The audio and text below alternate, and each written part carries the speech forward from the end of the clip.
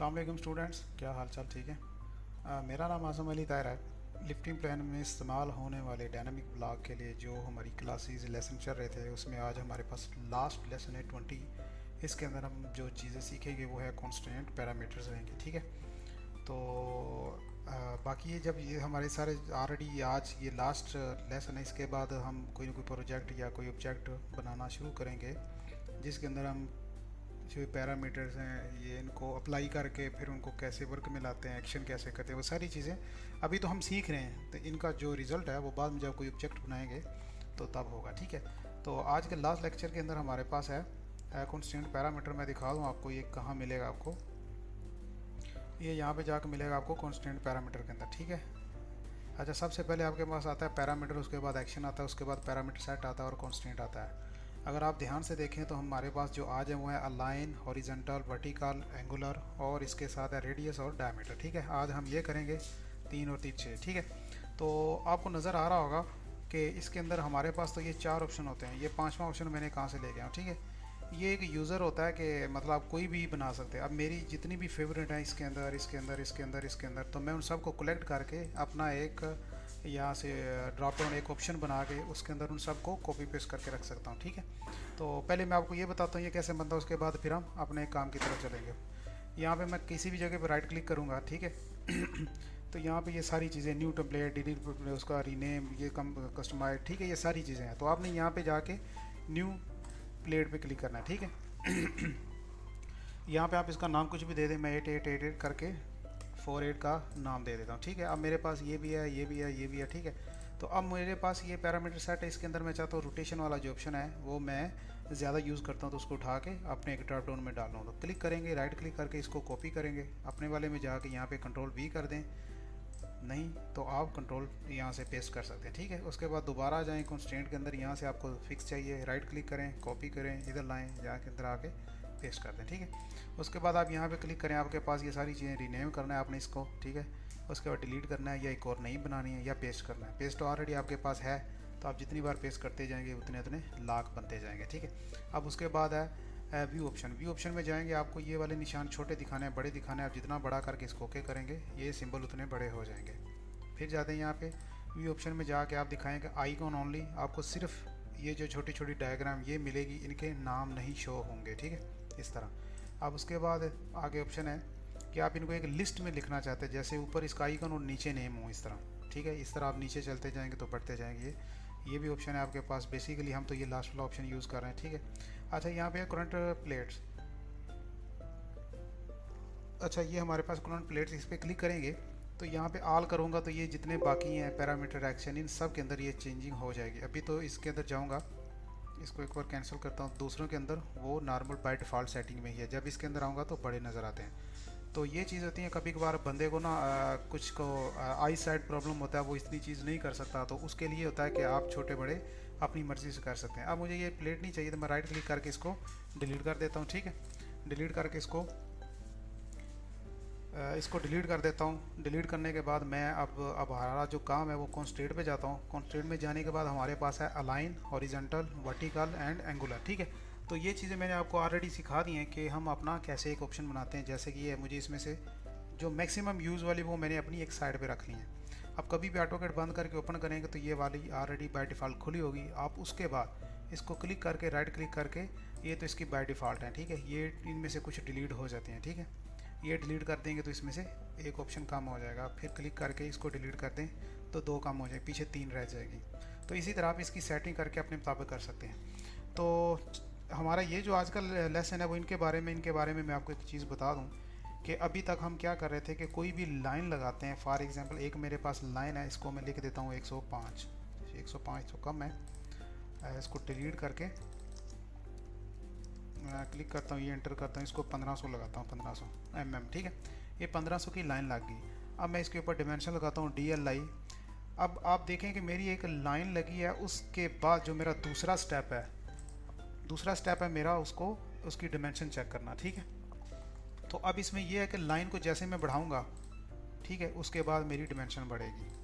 मतलब पहले जो मैं काम कर रहा हूँ लाइन का कर रहा हूँ, लाइन को मैं जितना छोटा बड़ा करूँगा उसके मुताबिक मेरी डिमेंशन ज़्यादा या कम होगी। लेकिन अभी जो हमारा काम है उसमें ये है कि हम डायमेंशन को छोटा बड़ा करेंगे, वो इस ऑब्जेक्ट को छोटा बड़ा ऑटो करेगी, ठीक है। तो यहाँ पे एक कुछ सर्कल लगाते हैं, ठीक है, एक लाइन लगा लेते हैं, और एक ये लाइन, एक थोड़ी सी एंगल पे लाइन लगाते हैं, और इसके बाद हमारे पास क्या है, इनका सबका ब्लॉक बना लेते हैं। कुछ भी नाम लिख के आप इसका ब्लॉक बनाएं, ठीक है। अब इसके अंदर जाते हैं यहाँ पे जाके अलाइन है, अलाइन आप किसी भी यहाँ से शुरू करके और यहाँ पे क्लिक कर दें तो ये आपकी अलाइन इसके ऊपर लॉक हो चुकी है। BC करके बाहर जाएंगे, अब क्लिक करेंगे, ये आपके ऊपर डायमेंशन लगी हुई है, आप इसको खींचेंगे, डायमेंशन बढ़ती जाएगी और साथ में वो लाइन को ऑटो बढ़ाती जाएगी, ठीक है। जबकि मैं अंदर से जाके डायमेंशन बढ़ा रहा हूँ। अब इसमें जाके आप देखेंगे सर्कल है, सर्कल के पास हॉरिजॉन्टल पे जाएंगे, ये हॉरिजॉन्टल इस कॉर्नर पे ऐसे कर दें, ठीक है। और उसके बाद वर्टिकल है, इस कॉर्नर से लेके दूसरे कॉर्नर तक ये कर दें, ओके। उसके बाद एंगुलर है, एंगुलर तो हमें बनाया नहीं, इसको बना लेते हैं, ऐसे करके ये लाइन कर देते हैं, ठीक है। तो अब इसके अंदर एंगल का लगा देते हैं। मैं यहाँ से डायमेंशन कंट्रोल करूँगा तो ये मेरा ऑब्जेक्ट कंट्रोल होगा, ठीक है। ये नीचे है, मुझे ऊपर लेके जाना है, तो पहले मैं ऊपर वाला क्लिक करके नीचे आ रहा था, तो मैं नीचे पे पहले क्लिक करता हूँ, यहाँ पे फिर ऊपर वाले पे, ठीक है। तो ये मेरे पास एंगल हो गया उसका, ये ज़्यादा दूर है तो इसको थोड़ा पीछे ले आते हैं यहाँ पे, ठीक है। ये पता नहीं, ये ना कोई मसला कर दे, तो इसको हम ऐसा करते हैं, वापस जाके डिलीट करता हूँ और यहाँ भी लगा लेते हैं, यहाँ से यहाँ पे और थोड़ा सा पीछे कर लेते हैं, ठीक है। तो अब उसके बाद जाके हमारे पास रेडियस आ गया, एक सर्कल है, इसका रेडियस है, ओके। आप रेडियस कहाँ से कंट्रोल करना चाहते हैं कि मैं इसको डिलीट करता हूँ, रेडियस लगाता हूँ क्लिक करके टॉप से, कि मेरे पास सर्कल हो जिसके टॉप से उसको ऊपर खींचो तो उसका रेडियस कम ज़्यादा होने लग जाए। CO कॉपी किया, ये लेके जाता हूँ, डायमीटर पे क्लिक करते हैं, क्लिक किया। अब इसका मैं इसको भी टॉप से कंट्रोल करना चाहता हूँ, ठीक है।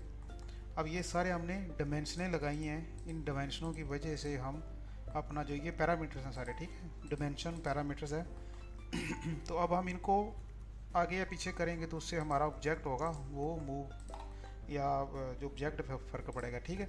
अब इसके ऊपर क्लिक करता हूँ तो मैं इसको 45 लिखता हूँ, तो ये मेरा 45 का एंगल हो जाएगा, ठीक है।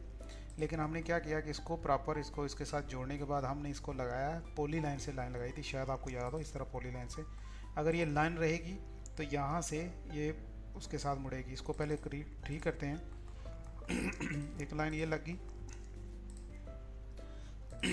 अब ये दोनों सेपरेट है, ठीक है, ये शायद जुड़ी होंगी, ठीक है। अब यहाँ पे जाकर मैं लगाता हूँ इसके ऊपर एंगल, यहाँ पे क्लिक करके इसके ऊपर क्लिक करके, अच्छा बाहर चला गया, एंगल किया यहाँ पे। अच्छा इसका भी एक निशान आता है लेकिन इस पर नहीं दे रहा, तो हम इसके कॉर्नर टू कॉर्नर कर देंगे। अब ये बाहर वाली साइड पे लग गया, तो हमें तो बेसिक हमें देखना है कि ये काम कर रहा है। अब 157 160 पे करता हूँ, जा रहा है, मतलब यहाँ पे जुड़ा हुआ है, और 157 के बाद 170 या 145 करते हैं तो ये वापस ऊपर चला जाएगा, ठीक है। तो अगर आप अंदर जाके इसके क्लिक करेंगे तो ये नीचे नीचे रह जाएगा।